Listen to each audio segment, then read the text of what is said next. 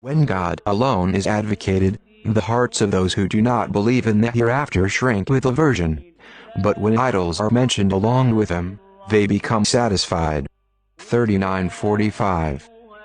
Muhammad will not call you to account. Your only mission, O Muhammad, is to deliver Quran, while it is we who will call them to account. 1340. Muhammad cannot benefit you or harm you. Say, O Muhammad, I possess no power to harm myself or benefit myself. 1049. Say, O Muhammad, I possess no power to harm you or benefit you through guiding you. 72:21. Thus, the Prophet will not put you in paradise, nor can he take you out of hell, nor will he call you to account before him, nor can he benefit you, nor can he harm you. His sole mission was delivering Quran, and nothing but Quran. To love him and honor him is to follow Quran alone, and reject the fabrications attributed to him. Functions of every messenger. You shall not worship except God. Neither Jesus nor Muhammad want to be idolized. Their sole function was to preach the worship of God alone. Every messenger we sent before you was instructed to preach that there is no God except me. You shall worship me alone. Then they said, God most gracious has begotten a son. Glory be to him. All the messengers are no more than honored servants. They do not speak on their own. They simply follow his commands. He knows their past and their future, and they possess no power to intercede except on behalf of those already approved by God. The messengers themselves are worried about their own fate. And, if any of them claims to be a god beside God, we will punish him in hell. We thus punish the wicked.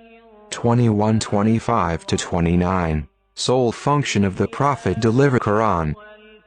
Repeatedly, the Quran employs the double negative to emphasize that Muhammad had no function except delivering Quran.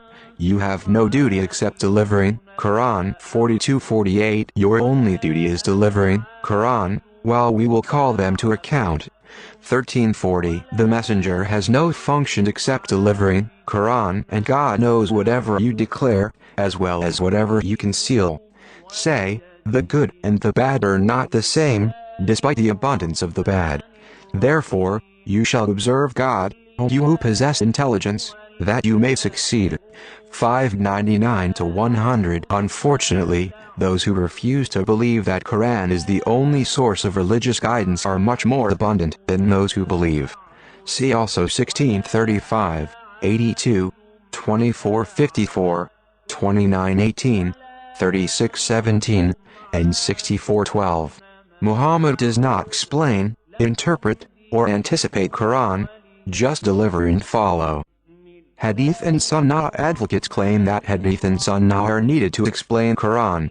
However, Quran teaches that God is the teacher of Quran, that God will put Quran into the hearts of believers regardless of their mother tongue, and that Muhammad will not explain Quran.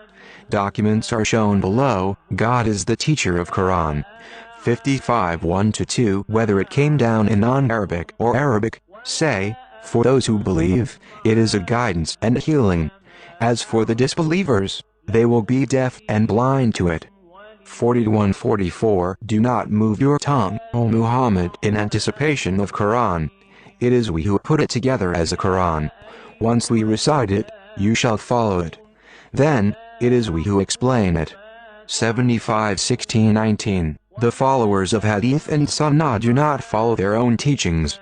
The most authoritative books of Hadith, namely, Muslim and Ibn Hanbal, report that the Prophet ordered that no one shall take anything from him except Quran.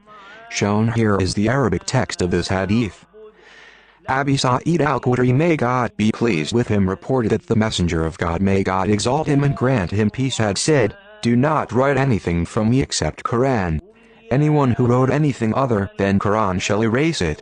Thus, according to their own teachings, they disobey the Prophet. Incredible fact, they do not follow their own teachings. According to the most authoritative sources of Hadith, the Prophet never changed his mind about writing from him only Quran.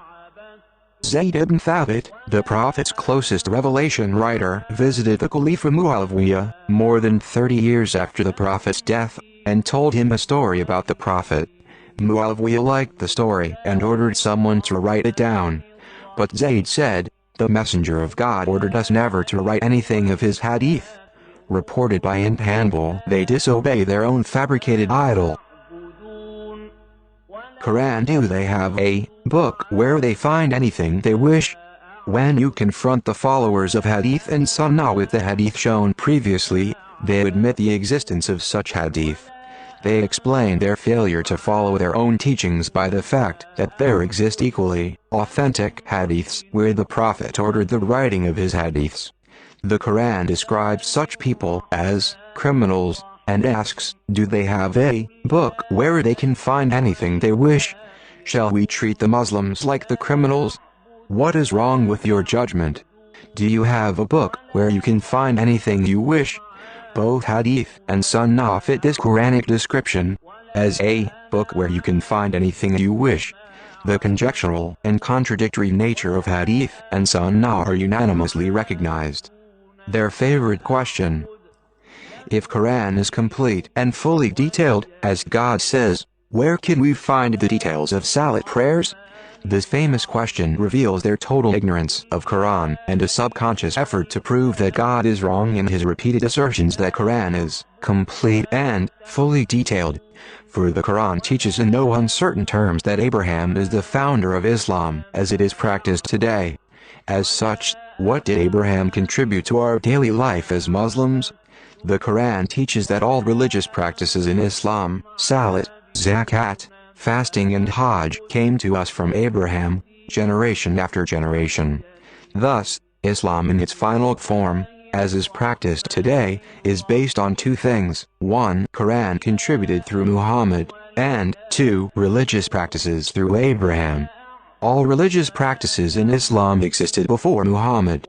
Muhammad's sole function was to deliver Quran. Abraham, the founder of Islam. Abraham was the first recipient of the concept of Islam, and the first user of the word Muslim. See 131. You shall strive in the cause of God as you should. He has blessed you, and imposed no hardship in your religion, the religion of your father Abraham. Abraham is the one who named you Muslims in the beginning. Thus, the messenger serves as a witness among you, just as you serve as witnesses among the people. Therefore, you shall observe the Salat prayers, give the Zakat charity, and hold fast to God. He is you Lord, the best Lord, and the best supporter. 2278. Thus, if Abraham is the founder of Islam, did he contribute anything to our Islamic life? The answer is yes. He contributed the religious practices, Salat, Zakat, fasting, and Hajj.